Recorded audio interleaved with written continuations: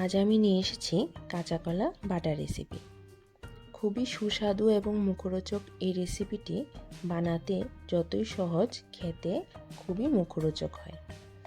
গরম গরম ভাতের সাথে এটাকে সার্ভ করলে নিমেষেই শেষ হবে এক থাল ভাত। আর দেরি না করে এই রেসিপিটি দেখে সঙ্গে সঙ্গেই বানিয়ে ফেলুন কাঁচা কলা বাটা। তো চলুন প্রস্তুত করি। আগে আমি নিয়ে নিচ্ছি একটি কাঁচা কলা, নিচ্ছি একটি পেঁয়াজ, নিচ্ছি কিছু কাঁচা লঙ্কা এবং রসুন। তো প্রথমে আমি কাঁচা কলাটিকে কেটে পরিষ্কার করে নেব। আমি এটাকে একটু বড় বড় পিস করে কাটছি।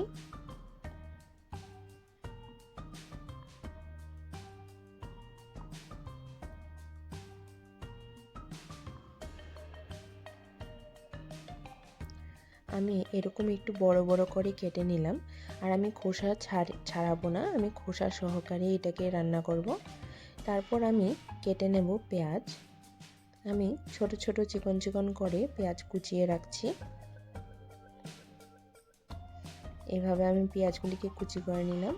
এবার একটি কুকারে কাঁচা কলাগুলিকে দিয়ে দেব সিদ্ধ হতে। একটু জল দিয়ে দিলাম।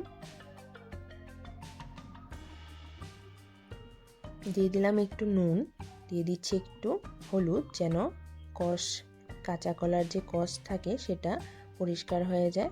কুকারটাকে বন্ধ করে এবার বসিয়ে দিলাম সিদ্ধ হতে। সিদ্ধ হওয়ার পর এটাকে আমি নামিয়ে নেব। এবার এটাকে একটি মিক্সার জারে ঢেলে দেব। দেখুন ভালো করে সিদ্ধ হয়ে গেছে। আমি খোসা সহকারে এটাকে বেটে নেব।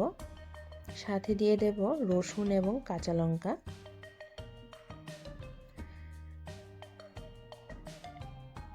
আমি এরকম একটি পেস্ট তৈরি করে নিলাম কাঁচা কলার। এবার কড়াই গরম বসিয়ে তাতে ফোড়নে দিচ্ছি দুটি তেজপাতা, শুকনো লঙ্কা, দিচ্ছি কালো জিরা। ভালো করে এটাকে ভাজা করে তারপর দিয়ে দেব কুচিয়ে রাখা পেঁয়াজ। পেঁয়াজটিকে ভালো করে ব্রাউন করে আমার ভাজতে হবে। ব্রাউন করে ভাজা ভাজা করে নিলাম। তারপর দিয়ে দেব কাঁচা কলার সেই তৈরি করে রাখা পেস্টটা। ভালো করে পেঁয়াজটিকে এইটার সাথে মিশিয়ে নেব।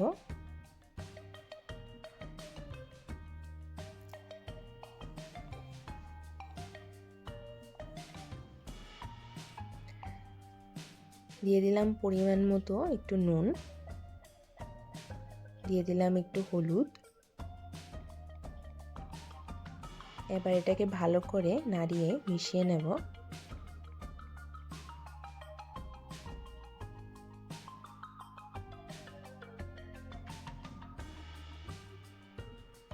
এবার একটু জল দিয়ে এটাকে আবারও মিশিয়ে নিচ্ছি।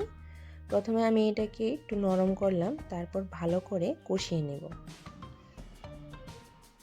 ব্যাস তৈরি হয়ে গেছে খুবই সহজভাবে একটি রেসিপি, কাঁচা কলা বাটা রেসিপি। এবার এটাকে আপনারা সার্ভ করতে পারেন। গরম গরম ভাতের সাথে এটাকে সার্ভ করবেন, দেখবেন খেতে অমৃত লাগবে।